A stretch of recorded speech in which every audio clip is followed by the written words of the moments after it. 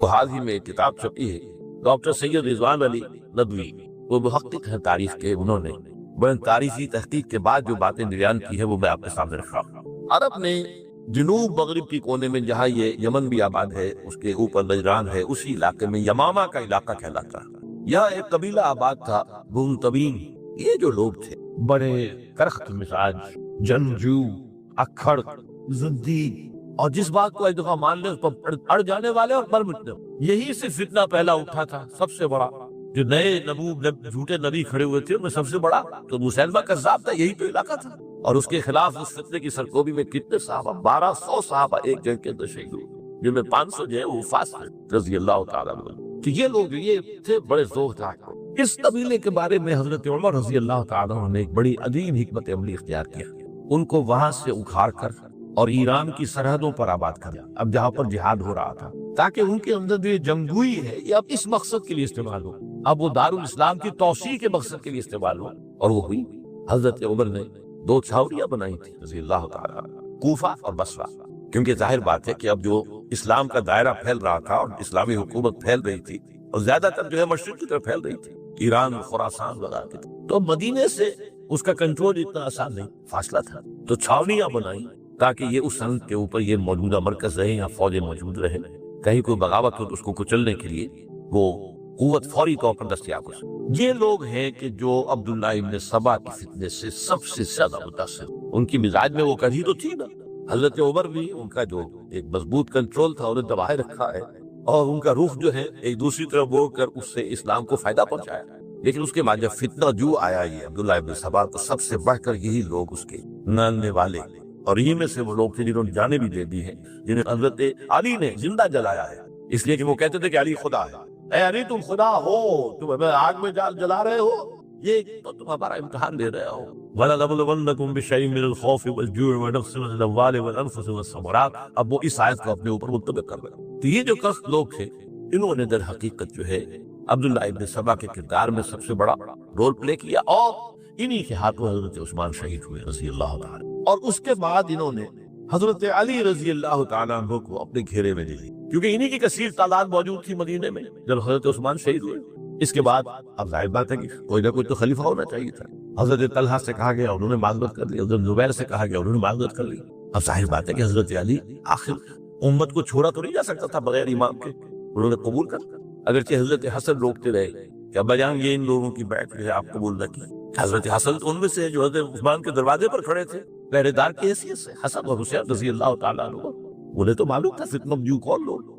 اس کے بعد حضرت علی رضی اللہ تعالیٰ عنہ نے اسی حکمت سے، جس حکمت کے تحت حضرت عمر نے یہ چھاونیاں آباد کی تھی، دارالخلافہ بھی مدینے سے کوفہ منتقل، تاکہ پورے عالم اسلام کو کنٹرول کیا جا سکے اس مرکز کے ساتھ۔ اس کا نتیجہ یہ نکلا کہ اب گویا کہ حضرت علی کے گرد ان لوگوں کا گھیراؤ مکمل، کوفے میں یہی تو آباد تھے، کوفی یہی تو تھے، حضرت عمر نے انہیں لا کے یہاں آباد کیا تھا۔ جب حضرت علی نے کوفے کو اپنا دارالخلافہ قرار دیا تو گویا کہ ان کا پھر عمل دخل بہت بڑھ گیا، ایک طریقے سے یوں کہا جا سکتا ہے کہ انہوں نے اب حضرت علی رضی اللہ تعالیٰ عنہ کو اپنے محاصرے میں لی۔ چنانچہ جنگی جمل کے موقع پر یہ ہوا ہے کہ صلح ہو گئی تھی، حضرت عائشہ رضی اللہ تعالیٰ عنہ کے جو نمائندے تھے اور حضرت سے حضرت علی صلح ہو گئی تھی، طے ہو گیا تھا کہ ہاں قاتلین عثمان کو جو ہے ان کو سزا دی جائے گی، قصاص لیا جائے گا حضرت عثمان کی قتل کا۔ لیکن ان لوگوں نے 10,000 آدمی کھڑے ہو گئے کوفے کے اندر، ہم سب قاتل ہیں عثمان کے، لوگ قصاص ہم سے اگر لے سکتے ہو، جس کے نتیجے میں اور انہوں نے جنگ شروع کر دی۔ اور جب جنگ شروع ہو جائے تو پھر اس کے بعد تو کوئی نہیں دیکھ سکتا کیوں شروع ہوئی، کیسی شروع ہوئی، کس نے شروع کی،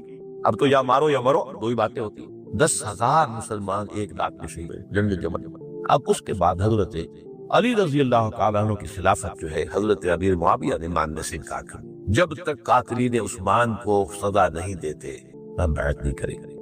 یہ نہیں کہ دعویٰ کیا ہو کہ میں خلافت کا حقدار ہوں، یہ نہیں، لیکن یہ کہ آپ کو ان کو سزا دینی چاہیے۔ اب یہ تھا وہ مخمصہ جس میں حضرت علی رضی اللہ تعالیٰ عنہ وہ فرماتے تھے کہ میرا ساتھ دو تو میں ان قاتلین عثمان سے سزا جو ہے سزا دے سکتا۔ ادھر انہیں پتا تھا کہ میں سرنڈر کرتا ہوں تو مجھے علی تک تو پہنچنے کوئی نہیں دے گا، راستے میں ختم کر دیں گے رضی اللہ تعالیٰ عنہ۔ تو یہ پیچ تھا جو ایسا پڑا ہے۔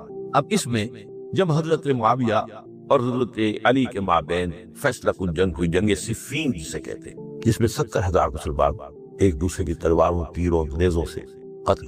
اس موقع پر حضرت معاویہ کی طرف سے ایک آفر آئی، قرآن مجید کو نیزے پر اٹھا کر لوگوں نے کہا کہ یہ خوریزی بند کر دو، ہم قرآن کا فیصلہ ماننے کو تیار ہیں۔ حضرت علی دیکھ رہے تھے کہ یہ اصل میں میری فتح کو شکست سے بدلنے کا پروگرام ہے، تقریب الفتح میری ہو چکی، لیکن یہ جو طبقہ تھا یہ ان کھڑے بڑی ٹھیک بات کہہ رہے ہو، مان لیے ان کی بات، جب انہوں نے ہی یہی لوگ تھے جنہوں نے مجبور کیا حضرت علی کو کہ وہ تحکیم پر رضامند۔ اس کے بعد تحکیم میں جو معاملہ ہوا، حضرت علی حضرت عبداللہ ابن عباس کو اپنی طرف سے حکم بنانا چاہتے تھے، یہ دے دیں، یہ اڑ جانے والے لوگ، اور یہی اصل قوت تھے، بہت ساری طاقت کوئی نہیں کی۔ دونوں نے ابو موسیٰ اشعری کو اپنی طرف سے مقرر، وہ بہت نرم خو آدمی، انہیں برابر۔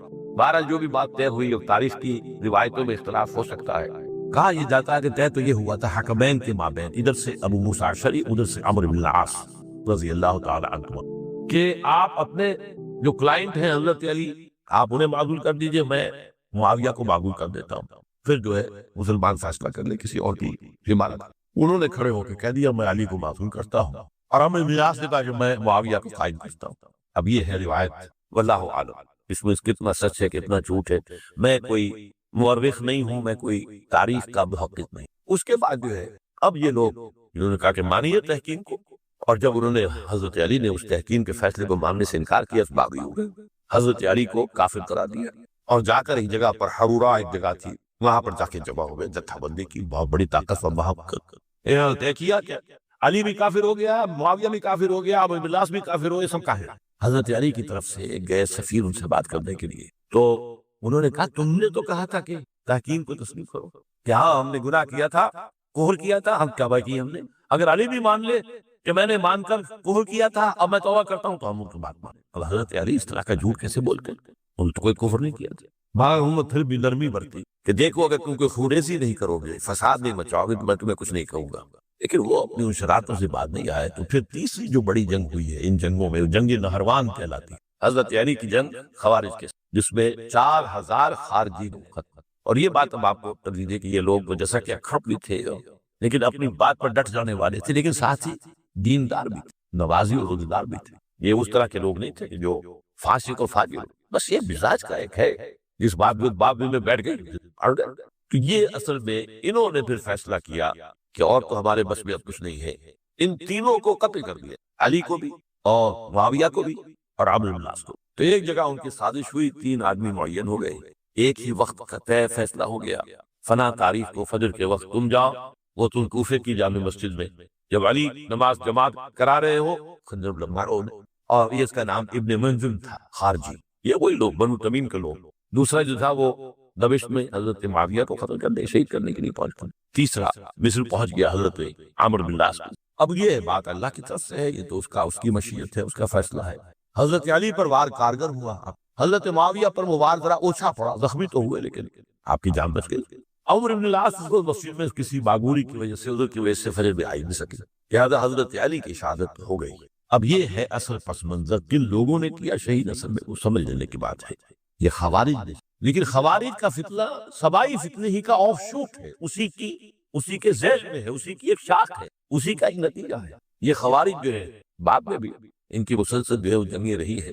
بہرحال اس صورتحال کو یہ سمجھ لیجئے کہ یہ خلفائے ثلاثہ رضی اللہ تعالیٰ عنہ، حضرت عمر شہید، عثمان شہید، علی شہید۔ عجیب بات ہے کہ تینوں کا نام عین سے شروع ہوتا ہے، عمر عین سے، عثمان عین سے، علی عین سے، تینوں شہید ہوئے ہیں۔ لیکن یہ کہ یہ ہے تاریخی پس۔ اب اس کے بعد میں صرف آپ کو چند اشارے دوں گا، میں نہیں چاہتا کہ اس سے آگے کوئی تفصیل سے گفتگو ہو۔ حضرت علی کی شہادت کے بعد لوگوں نے، جبکہ ابھی حضرت علی زخمی تھے، انتقال نہیں ہوا تھا، آپ سے پوچھا کہ ہم حسن کے ہاتھ میں بیعت کر لیں رضی اللہ تعالیٰ۔ آپ نے فرمایا نہ میں تمہیں اس کا حکم دیتا ہوں اور نہ روکتا ہوں، یہ تمہارا معاملہ ہے، عدل المسلمین ہے، مسلمان فیصلہ کر رہے جس کو چاہے۔ چنانچہ حضرت حسن رضی اللہ تعالیٰ عنہ کے ہاتھ پر بیعت ہوئے۔ اب معاملہ ٹھہرا حضرت حسن اور حضرت معاویہ کے مابین۔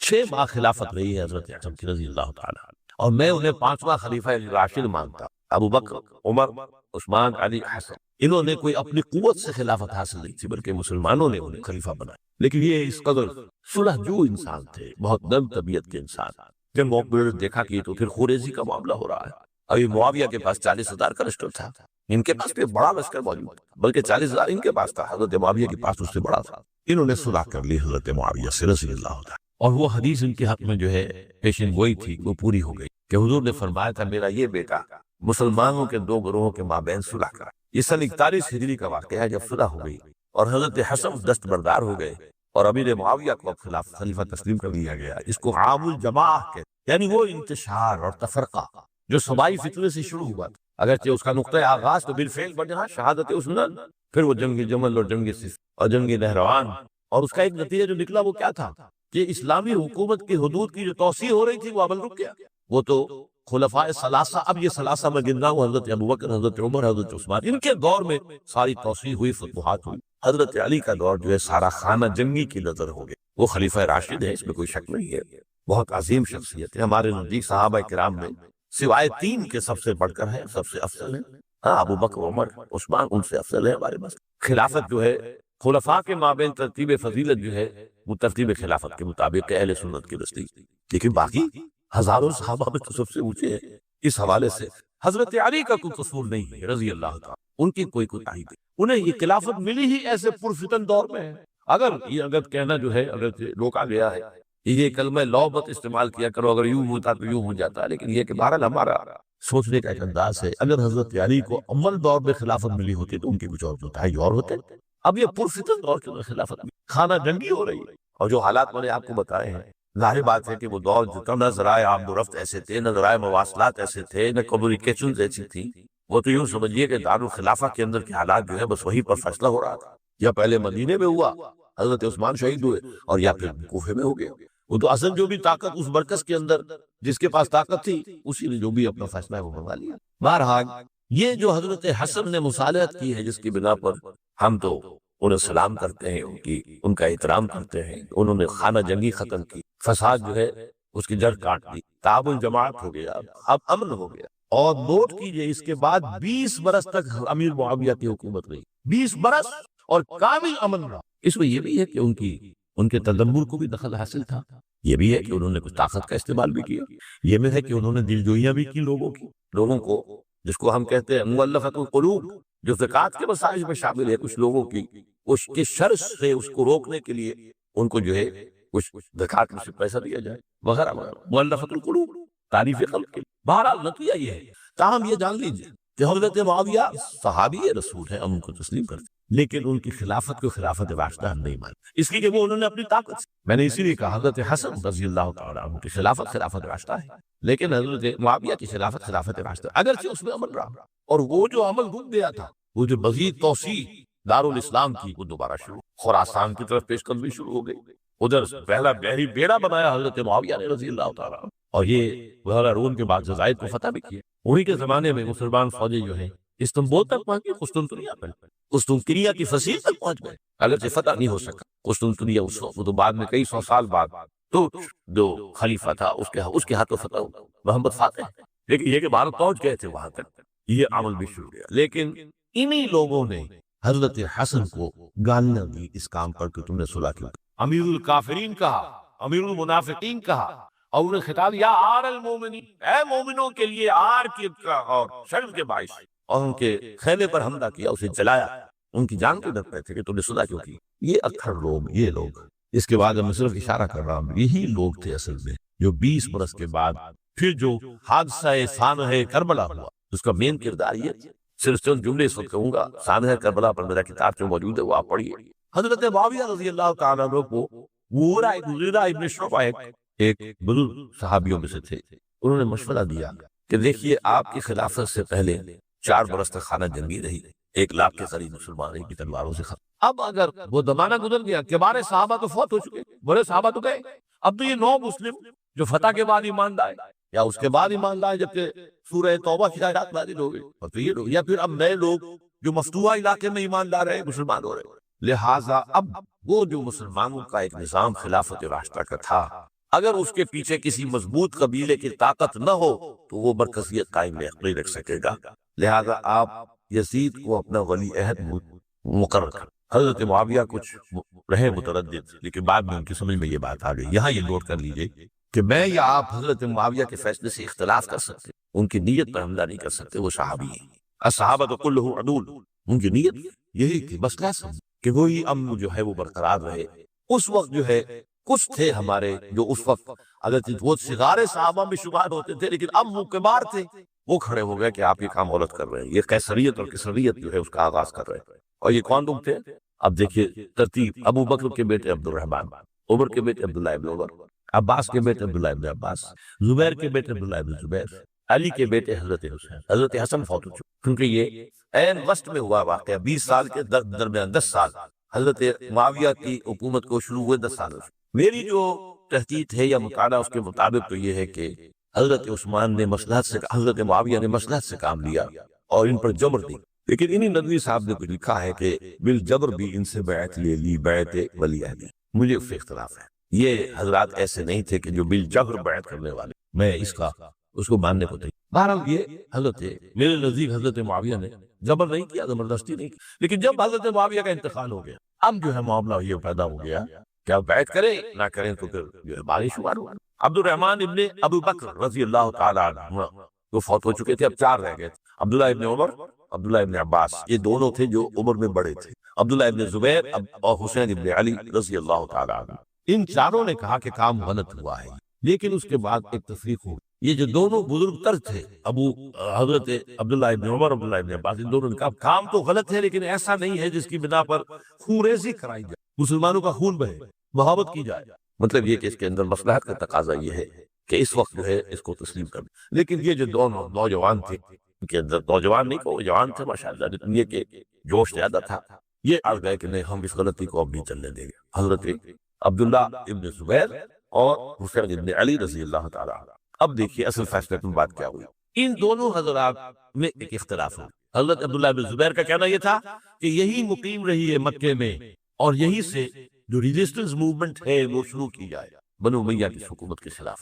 ادھر سے کوفیوں کے خطوط چلے آ رہے تھے حضرت حسین رضی اللہ تعالیٰ عنہ، آپ آئیے ہم آپ سے بیعت کریں گے۔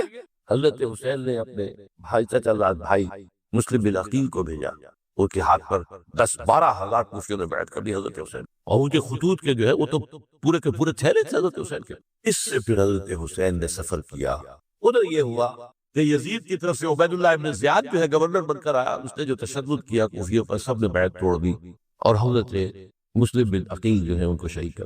یہ خبر پہنچی ہے حضرت حسین کو، آپ ابھی درمیان میں تھے سفر کے، آپ نے مناسب سمجھا کہ میں واپس لوٹ جاؤں، لیکن حضرت مسلم بن عقیل کے بیٹے کھڑے ہو گئے کہ اب ہم قصاص لیے، ہمارا باپ شہید کیا گیا، قصاص لیے بغیر تو نہیں جائیں گے۔ اب یہ مروت کے خلاف تھا حضرت حسین کی کہ وہ ان کو چھوڑ، یہ وجہ ہے کہ وہ حادثہ پیش آیا، اور اس میں بھی اصل وجہ میں بتاتا ہوں، وقت جو ہے ختم ہو گیا ہے، وہ یہ ہے کہ حضرت حسین نے جب وہ لشکر تھا کوفیوں میں، کوفی تو آئے تھے نا، وہی کوفی جنہوں نے بیعت کی، وہی بیعت توڑنے والے تھے، وہی لشکر میں آئے تھے حضرت حسین کے خلاف۔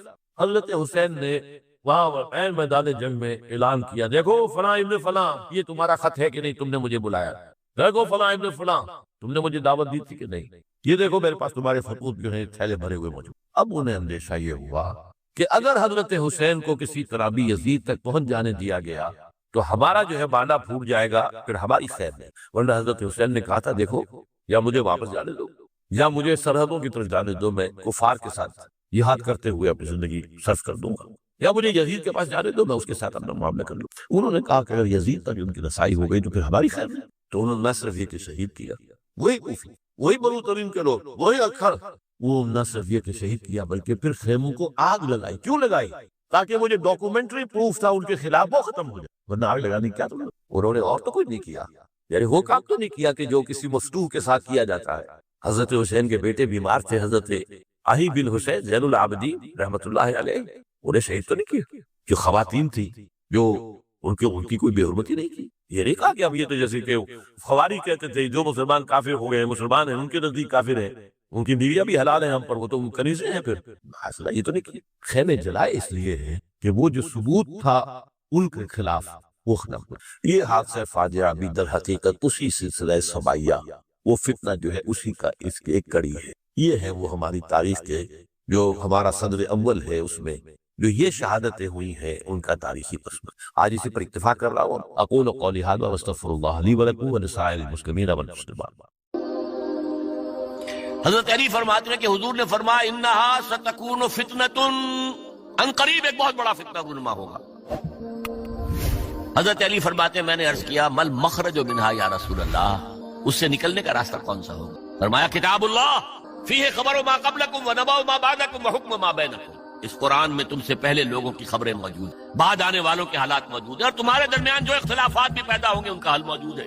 معاویہ صحابی ہیں، کاتب وحی ہیں، حضور کے برادر نسبتی ہیں، صالح ہیں، ام حبیبہ بہن ہے ان کی جو حضور کی زوجہ محترمہ ہیں، ان کا مقام بہت بلند ہے، لیکن ہم انہیں خلفائے راشدین میں شامل نہیں کرتے، اس لیے کہ ان کا جو خلافت کو اختیار کرنا یا حکومت اختیار کرنا یہ قبائلی عصبیت کی بنیاد پر تھا، باہمی مشورے کی بنیاد پر۔ غلطی ہر ایک سے ہو سکتی اور آپ رائے رکھ سکتے، لیکن کسی صحابی کی نیت پر حملہ نہیں کرنا۔ صحابی کی نیت پر حملے کا مطلب کیا ہے کہ محمد صلی اللہ علیہ وسلم تزکیہ نفس نہیں کر پائے، یہ ریفلیکٹ کرے گی حضور کی اس پوری کی پوری جد و جہد پر کہ شخصیت سازی نہیں کر پائے محمد صلی اللہ علیہ وسلم، نہیں، معاذ اللہ ثم معاذ اللہ ثم معاذ اللہ۔ حضرت معاویہ نے خط لکھا، اور رومی کتے، اگر تو نے دارالاسلام پر حملہ کرنے کی جرت کی تو سن لے کہ علی کی طرف سے لڑنے والوں میں سب سے پہلے معاویہ ہوگا تیرے خلاف۔ حضرت علی کو انہوں نے شہید کیا جو ان کے ساتھی تھے خوارج۔ جنگ صفین میں حضرت معاویہ کے کہنے سے عمرو بن العاص رضی اللہ تعالیٰ عنہ نے قرآن مجید جو ہے نیزے پر اٹھا لیا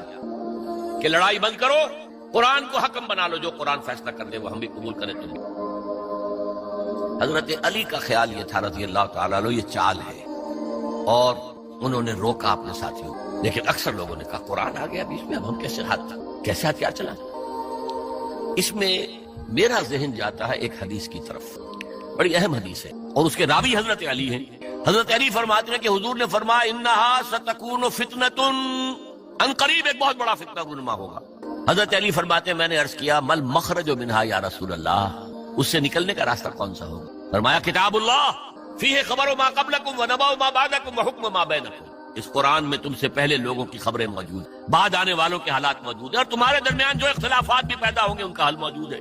تو کیسے نہ مانتے ہیں مسلمان؟ قرآن کو حکم بنایا جا رہا ہے۔ بہرحال اس کے نتیجے میں جو بھی ہوا ہے یہ اب تاریخ کا معاملہ ہے، میں اس کی تفصیل میں نہیں جانا چاہتا، مسئلہ حل نہیں ہو سکتا۔ لیکن حضرت علی کی خلافت جو ہے ان کے ہاتھ پر بیعت ہو گئی تھی، وہ چلی، لیکن 4.5 برس سوائے خانہ جنگی کے اور کچھ نہیں۔ وہ جو قافلہ آگے چل رہا تھا سیل رواں، وہ 1 انچ بھی آگے نہیں بڑھا۔ البتہ قیصر روم نے جب دیکھا یہ تو آپس میں لڑ رہے ہیں، اب موقع ہے میں حملہ کروں، چونکہ وہاں قریب ترین تو حضرت امیر معاویہ بیٹھے ہوئے تھے نا، شام سے ملحق تھا نا آگے۔ ایسا حضرت معاویہ نے خط لکھا، اور رومی کتے، اگر تو نے دارالاسلام پر حملہ کرنے کی جرت کی تو سن لے کہ علی کی طرف سے لڑنے والوں میں سب سے پہلے معاویہ ہوگا تیرے خلاف، لہذا اس نے جرت نہیں کی۔ بہرحال حضرت علی کو شہید کرنے والے تھے ایکسٹریمسٹ جو خود ان کے اپنے ساتھیوں میں سے تھے۔ انہوں نے کہا وہ کہا حکم کیوں مانا؟ ان الحکم الا للہ، اللہ کے سوا کسی کا حکم نہیں، قرآن حکم نہیں، کیوں مانا تھا؟ اور اگر مانا تھا تو اب حکم کے بعد کیوں نہیں مانتے؟ چھوڑ دو خلافت۔ بہرحال یہ کہلاتے ہیں خوارج، جنہوں نے بغاوت کی ہے حضرت علی کے ساتھ۔ ان میں سے 3 نے بیٹھ کے طے کیا کہ یہ 3 جو در حقیقت بڑے شخص ہیں، یہ اس وقت امت جو ہے ان کی وجہ سے اس مشکل میں پڑی، ان تینوں کو قتل کر دو۔ فلاں دن صبح فجر کی نماز کے وقت ایک شخص وہاں جائے گا، ایک شخص وہاں جائے گا، ایک شخص وہاں جائے گا، اور فجر کی نماز میں قتل کر دو۔ ابن ملجم آیا، حضرت علی پر وار کیا، وار کاری صاحب۔ باقی 2 حضرت معاویہ اور حضرت عمرو بن العاص، ان میں سے ایک تو اس روز فجر میں آئے نہیں کسی، اور دوسرے پر جو وار پڑا وہ اوچھا وار تھا، وہ کھاری وار نہیں۔ حضرت علی شہید۔ اس کے بعد حضرت حسن کی خلافت ہوئی 6 مہینے، لیکن اب جب جنگ کا معاملہ ہوا تو حضرت حسن نے دستبرداری اختیار کر لی، حضرت معاویہ کو تسلیم کر لیا خلیفہ۔ حضرت معاویہ صحابی ہیں، کاتب وحی ہیں، حضور کے برادر نسبتی ہیں، صالح ہیں، ام حبیبہ بہن ہے ان کی جو حضور کی زوجہ محترمہ ہے، ان کا مقام بہت بلند ہے، لیکن ہم انہیں خلفائے راشدین میں شامل نہیں کرتے، اس لیے کہ ان کا جو خلافت کو اختیار کرنا یا حکومت اختیار کرنا یہ قبائلی عصبیت کی بنیاد پر تھا، باہمی مشورے کی بنیاد پر، لیکن 20 سال تک ان کا دور حکومت ہے، اور کوئی خونریزی نہیں، کوئی غارت گری نہیں، کوئی اختلاف نہیں، کوئی بغاوت نہیں، کوئی جھگڑا نہیں، مدبر اس درجے کے تھے۔ اب آئیے آخری سٹیج آئی، حضرت معاویہ کو مشورہ دیا گیا، مغیرہ ابن شعبہ ایک بزرگ صحابی تھے، کہ دیکھیے جناب امیر، مسلمانوں میں اختلاف ہوا، 4.5 سال 5 سال خانہ جنگی رہی، اب اگر پھر معاملہ آپ کے انتقال کے بعد ایسے ہی چھوٹ گیا تو اختلافات ہوں گے، جھگڑے ہوں گے، مختلف دعوے دار سامنے آئیں گے، جنگیں ہوں گی، پھر دوبارہ جو ہے فساد ہو جائے گا، آپ کسی کو نامزد کر دیں۔ اور پھر مشورہ دیا اپنے بیٹے یزید کو نامزد کر دیں۔ حضرت معاویہ ریلیکٹنٹ رہے، لیکن اس کے بعد انہوں نے مان لیا۔ اور فیصلہ کر لیا۔ یہاں میں چاہتا ہوں کہ بات سمجھ لیں اچھی طرح۔ اس معاملے میں اگر آپ حضرت معاویہ کی نیت پر شک کریں گے تو مجھے آپ کے ایمان پر شک ہو۔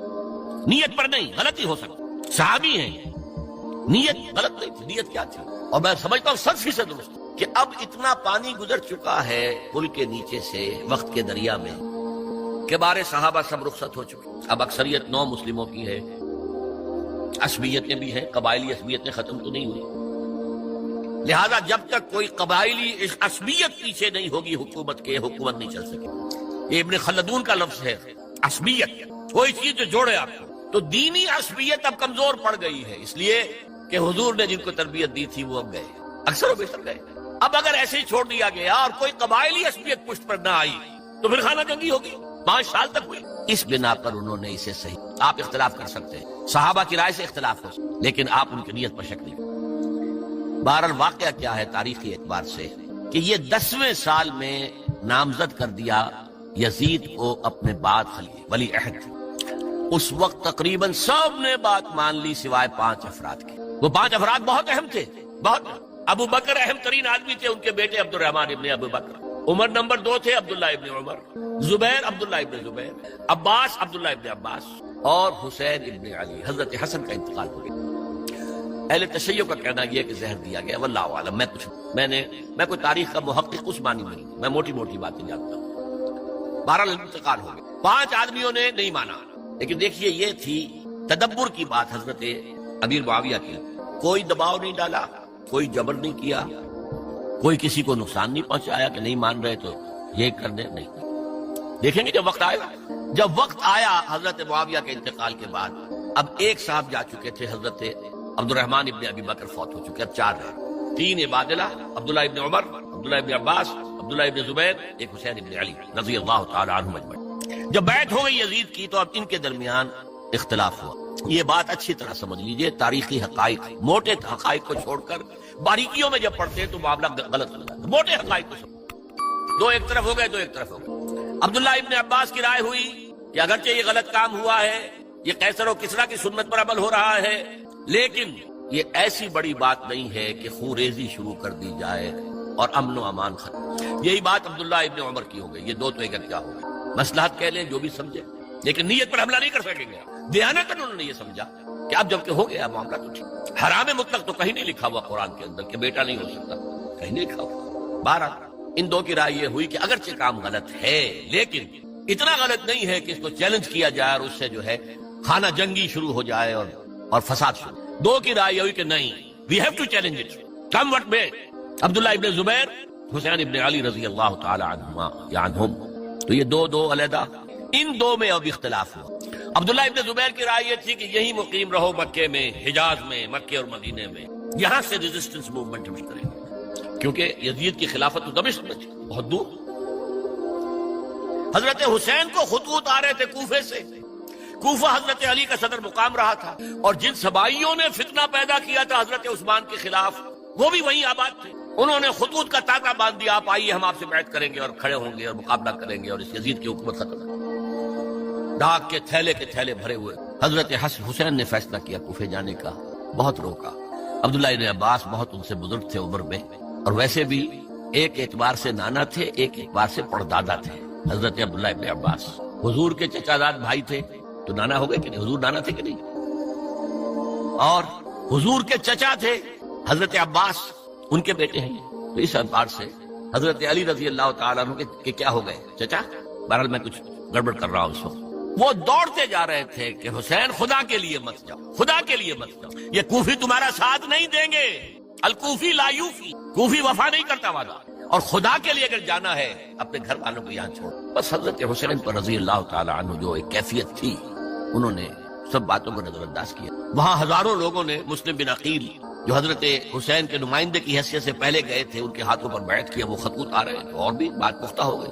ابھی راستے ہی میں تھے کہ پتہ چلا کہ ابن زیاد گورنر بن کر آیا ہے، اور اس نے جو وہاں پر تشدد کیا ہے اور ڈنڈا برسایا ہے، سب بیعت توڑ کے گھروں میں چھپ گئے، اور مسلم بن عقیل جو ہیں وہ بے یار و مددگار شہید۔ حضرت حسین نے ارادہ کیا کہ واپس ہو۔ اب مسلم بن عقیل کے بیٹے جو ہیں، وہ عرب کی ایک غیرت ہے، ایک آنر، جسے آج کل ہم اپنے باپ کا بدلہ لیے بغیر نہیں جاتے، اور حضرت حسین کے شرافت و مروت یہ لوگ میرے ساتھ آئے تھے نا، میرا ساتھ دے رہے، اب میں ان کا ساتھ کیسے چھوڑوں؟ بہرحال وہ حادثہ فاجعہ ہو کر رہا، اور اس میں سب سے بڑا سبب جو بنا ہے وہ میں چاہتا ہوں جس کی طرف کسی کی نگاہ نہیں گئی۔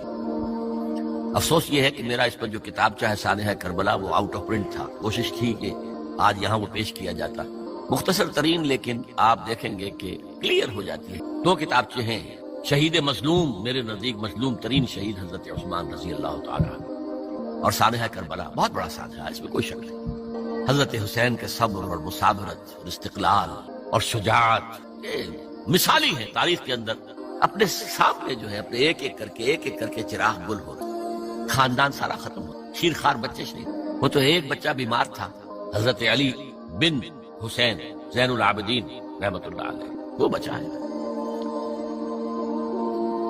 لیکن اصل میں شرافت اور مروت جو ہے وہ بسا اوقات اپنی شرافت کی وجہ سے مار کھا جاتی ہے۔ حضرت حسین سے میرے نزدیک یہ ایک اسٹریٹجک مسٹیک ہوئی کہ جب کوفیوں کا لشکر سامنے تھا تو وہاں کھڑے ہو کر ایک ایک کا نام لے گا، فلاں ابن فلاں، کیا تم نے مجھے خط نہیں لکھا تھا؟ اے فلاں ابن فلاں، کیا تم نے مجھے خط نہیں لکھا تھا؟ سب کے راز فاش کر رہے ہیں، اور دیکھو یہ میرے پاس یہ تھیلے بھرے ہوئے تمہارے خطوں کے موجود ہیں، تم نے مجھے بلایا اور میں آیا۔ یہ بات تھی جس کی بنا پر اب ان کے لیے کوئی چارہ نہیں تھا کہ انہیں شہید کر، ورنہ تو یہ ہمارا بھانڈا پھوڑ دیں گے جا کر یزید کے پاس، تو ہماری کھالیں کھنچ جائیں گی۔ یہی وجہ ہے کہ حضرت حسین نے 3 آفرز کی، مجھے واپس مدینے جانے دو، نہیں، مجھے یزید کے پاس جانے دو، نہیں، مجھے کہیں اسلامی سرحد پر بھیج دو، میں وہاں پر کافروں سے جنگ کرتے ہوئے زندگی ختم کر لوں گا، نہیں، ہیئر اینڈ ناؤ بیٹھ کرو۔ یہ حضرت حسین کی شرافت، غیرت، حمیت، مروت اس کے خلاف تھا، لہذا انہیں شہید کیا گیا، اور پھر خیموں کو آگ لگائی گئی۔ یہ نوٹ کیجئے کیوں لگائی گئی؟ اگر تو یہ غصے اور انتقام میں اور وینجینس میں ہوتا تو حضرت علی بن حسین زین العابدین کو بھی شہید کرنا چاہیے تھا، نہیں کیا۔ اگر یہ اس طرح کا معاملہ ہوتا تو خواتین کی بے حرمتی ہوتی، نہیں ہوئی۔ یہ خیمے کیوں جلائے؟ تاکہ وہ جو ایویڈنس ہے وہ ختم ہو جائے، ہمارے خلاف یہ جو ڈاکومنٹری پروف لیے پھر رہے ہیں، خیمے جلیں گے اور یہ تھیلے بھی جل جائیں گے اور یہ خود مرہم بن جائیں گے۔ یہ ہے میرا تجزیہ۔ بہرحال اس میں کوئی شک نہیں کہ تاریخ انسانی کے عظیم حوادث سے وہ ہے، اور میرے نزدیک حضرت حسین رضی اللہ تعالیٰ عنہ کا اختلاف کر سکتا ہے، جو چاہے کرے، حضرت حسین سے اختلاف کرے اور اتفاق کرے حضرت عبداللہ ابن عمر، عبداللہ ابن عباس کے ساتھ، تب بھی ٹھیک ہے، اور اگر حضرت عبداللہ ابن عباس اور عبداللہ ابن عمر سے اتفاق کرے اور حضرت حسین ان سے اختلاف کرے، تب بھی شک ہے۔ معصوم کوئی نہیں، ہمارے نزدیک معصومیت خاصہ نبوت ہے، نبوت ختم ہوئی حضور پر، معصومیت ختم، غلطی ہر ایک سے ہو سکتی اور آپ رائے رکھ سکتے، لیکن کسی صحابی کی نیت پر حملہ نہیں۔ صحابی کی نیت پر حملے کا مطلب کیا ہے کہ محمد صلی اللہ علیہ وسلم تزکیہ نفس نہیں کر پائے، یہ ریفلیکٹ کرے گی حضور کی اس پوری کی پوری جد و جہد پر کہ شخصیت سازی نہیں کر پائے محمد صلی اللہ علیہ وسلم، نہیں، معاذ اللہ ثم معاذ اللہ ثم معاذ اللہ۔ بہرحال یہ ہے تاریخ کے اعتبار سے ہمارے ہاں جو عظیم ترین ذی الحجہ کے مہینے میں حضرت عثمان شہید ہوئے، 28 ذی الحجہ کو حضرت عمر پر حملہ ہوا تھا، 1 محرم کو ان کی شہادت ہوئی تھی، 10 محرم کو یہ سانحہ کربلا پیش آیا تھا۔ یہ ہماری اس ابتدائی تاریخ کے اہم لینڈ مارکس ہیں جنہیں ہم شہادت کے نام سے جانتے ہیں۔ حضرت حسین کو یاد کر لیں، حضرت عثمان کو یاد کر لیں، ان کے لیے کوئی رنج اور غم کا اظہار کر لیں، اس سے کچھ نہ کوئی غم کرو نہ خوف، خوشیاں مناؤ جنت کی جس کا تم سے وعدہ کیا گیا تھا۔ اللہ کی ربوبیت پر اطمینان جب انسان کو ہو جاتا، میرا رب اللہ ہے، ربی اللہ، انسان کے لیے نہ کوئی کھٹکا، نہ کوئی خطرہ، نہ کوئی خوف، نہ کوئی حزن۔ جو کچھ ہو رہا ہے کس کے اذن سے ہو رہا ہے؟ اللہ کے اذن سے۔ اللہ کے اذن کے بغیر پتہ تک نہیں ہلتا۔ یہ کوئی اندھا بہرا مادہ نہیں ہے جس سے مجھے کوئی خوف ہو۔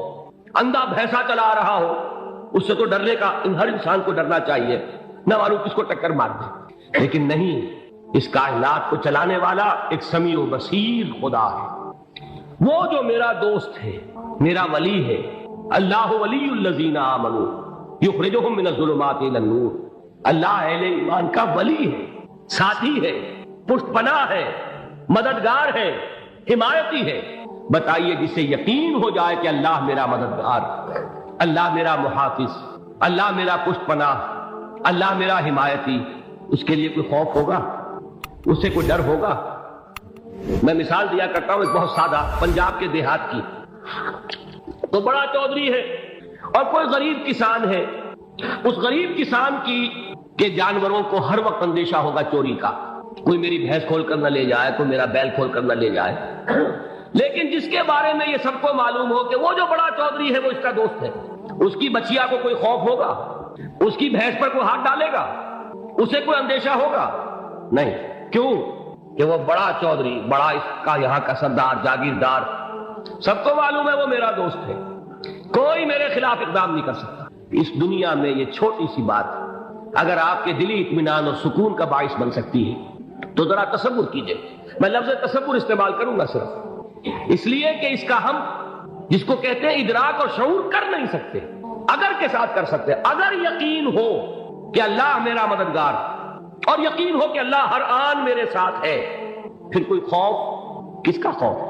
کوئی شے اللہ سے بالا تر ہے، کوئی قوت اس سے زیادہ طاقتور ہے، کوئی اس کے ارادے کو بدلنے والا ہے، کوئی اس کی مشیت کے آڑے آنے والا ہے؟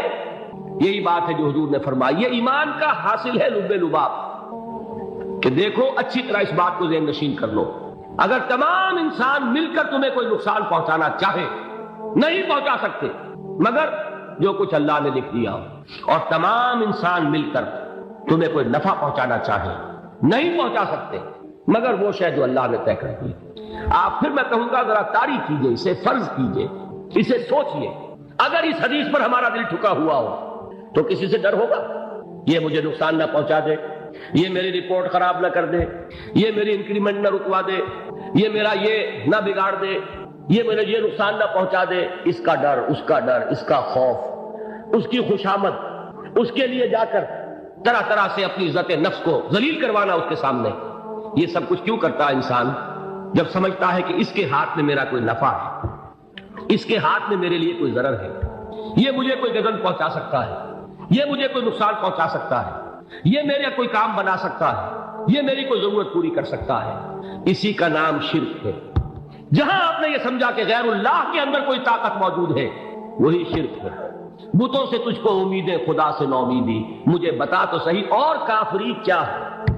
شرک تو یہ ہے۔ جس پر بھی تمہیں یہ خیال ہے کلمہ ہے، یہ کلمہ سوم لا حول ولا قوت الا باللہ، ذرا اس پر دل کو کبھی اگر آپ تصور کریں، پھر فرض کریں، دل ٹھک جائے اس پر، کوئی طاقت نہیں۔ یہی بات تھی جو شیخ عبد القادر جیلانی رحمۃ اللہ علیہ نے اپنی وصیت میں اپنے بچے سے کہی۔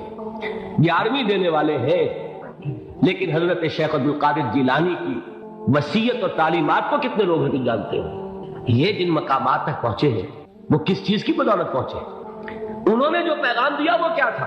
اے میرے بچے، جس طریقے سے قرآن مجید میں حضرت لقمان کی نصیحتیں جو ہے نقل کر دی گئی ہیں، میں یہ عرض کروں گا بالفرض اگر قرآن حضرت عبد القادر جیلانی کے بعد نازل ہوا ہوتا تو شیخ عبد القادر کی یہ نصیحتیں بھی قرآن میں درج ہوتی۔ اتنی اونچی نصیحتیں ہیں۔ اے میرے بچے، اس حقیقت کو ذہن نشین کر لے، لا فاعل فی الحقیقت ولا مؤثر الا اللہ، اس کائنات میں نہ کوئی فاعل حقیقی ہے نہ مؤثر حقیقی ہے سوائے اللہ۔ کسی شے میں کوئی تاثیر نہیں اگر اللہ نہ چاہے، آگ جلا نہیں سکتی اگر اللہ نہ چاہے، پانی ڈبو نہیں سکتا اگر اللہ نہ چاہے، زہر ہلاک نہیں کر سکتا اگر اللہ نہ چاہے، کوئی چیز فائدہ نہیں پہنچا سکتی اگر اللہ نہ چاہے۔ تو در در پہ کیوں سر جھکاتے ہو؟ در در پر کیوں جبیں سائی کرتے ہو؟ سب کے سامنے کیوں ہاتھ پھیلاتے ہو؟ ایک اللہ سے مانگو، ایک اللہ کے سامنے زمین پر اپنی جبین رکھو۔ لا فاعل فی الحقیقت ولا مؤثر الا اللہ۔ نظر آتا ہے ہمیں کہ پانی پیاس بجھا دیتا ہے، پیاس بجھانے کی صلاحیت پانی میں نہیں ہے، اللہ کے اذن سے۔ کھانا بھوک مٹا دیتا ہے، بھوک مٹانے کی صلاحیت کھانے میں نہیں ہے، اذن رب میں۔ دیکھیے یہی یقین تھا حضرت موسیٰ علیہ السلام کا واقعہ یاد کیجئے۔ سامنے سمندر آ گیا ہے، قوم دیکھتی ہے پیچھے کہ گرد و غبار کا طوفان، معلوم ہوا کہ فرعون اپنے لشکر سمیت آ گیا۔ لشکر جب چلتا تھا تیز رفتاری کے ساتھ تو گرد و غبار کا جو طوفان اٹھتا تھا اس کا تصور کیجیے، اور لمحہ بلمحہ وہ قریب آ رہا ہے۔ پوری قوم نے کیا کہا؟ اے موسیٰ انا لمدرکون، اے موسیٰ ہم کو پکڑے گئے۔ قرآن مجید میں تو یہاں وہ باتیں نہیں لکھی ہیں، لیکن تورات میں یہ درج ہے کہ بنی اسرائیل جھگڑنے لگے، دست و گریبان ہو گئے موسیٰ کے ساتھ۔ موسیٰ نے یہاں مروایا لا کر، اس سے تو ہم ہی بہتر تھے، وہاں کھانے کو ملتا تھا، زندگی تو تھی، بیگار ہم کر رہے تھے، موت تو نہیں تھی۔ اب جو کچھ ہوگا اس کا تصور کرو، جس طریقے سے ہمارے ٹکڑے اڑائے جائیں گے۔ تو لڑ رہے ہیں حضرت موسیٰ علیہ السلام سے، یہ تورات کی تفصیل ہے۔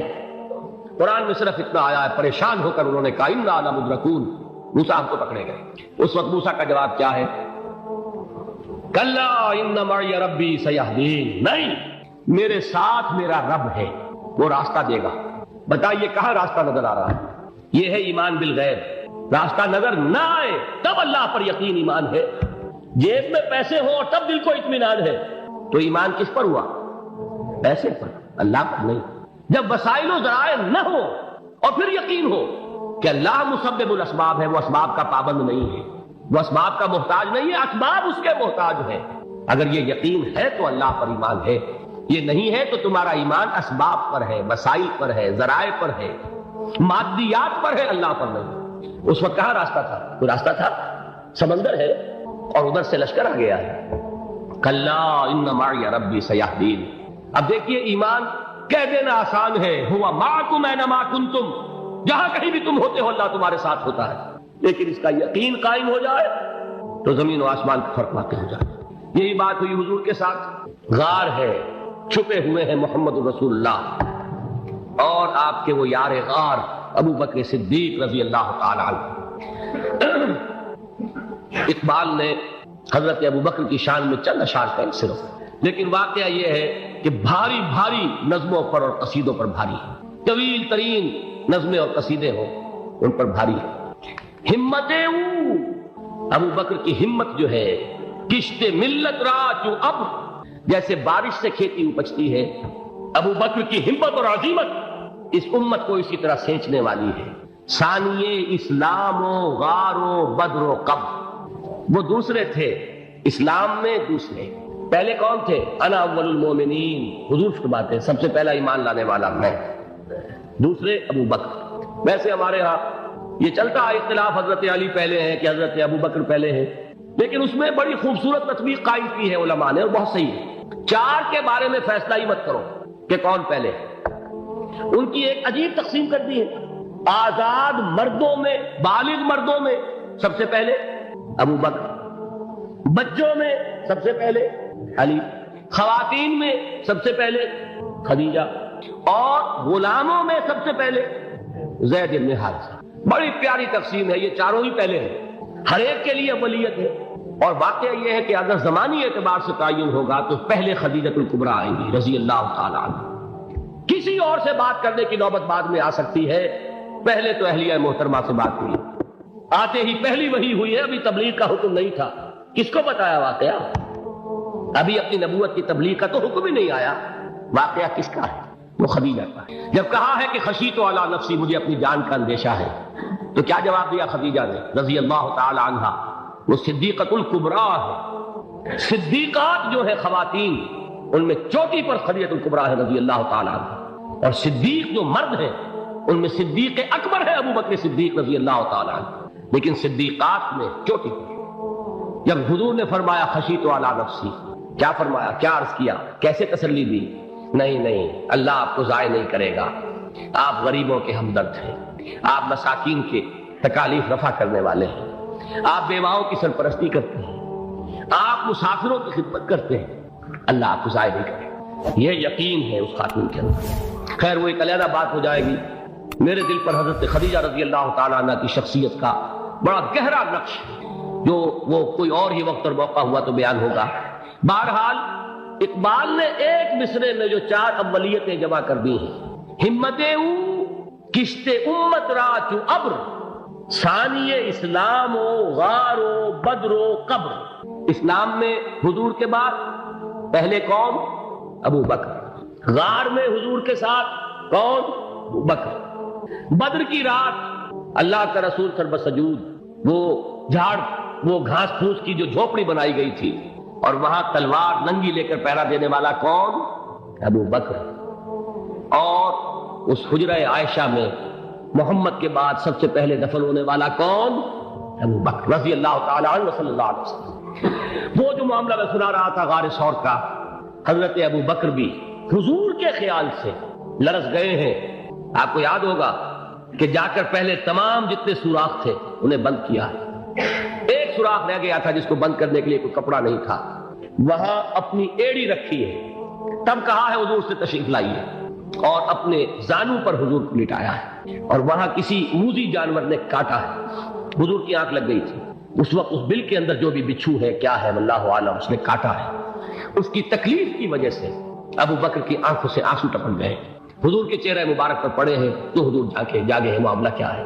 ایڑی نہیں ہٹائی وہاں سے، مبادا وہ جانور وہاں سے نکل کر محمد الرسول اللہ کو کوئی گردن پہنچا دے، ابو بکر کی ایڑی ہے، جس طرح چاہے کھا لے، ختم کر دے، جان نکل جائے تب کوئی آنچ آئے محمد پر تو آئے، لیکن جیتے جی نہیں، وہ ہے ابو بکر۔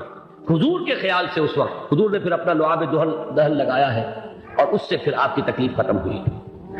جیسے خیبر میں حضرت علی کی آنکھ دکھ رہی تھی، اس کو جو شفا حاصل ہوئی ہے وہ بھی حضور کے لعاب دہن سے ہوئی۔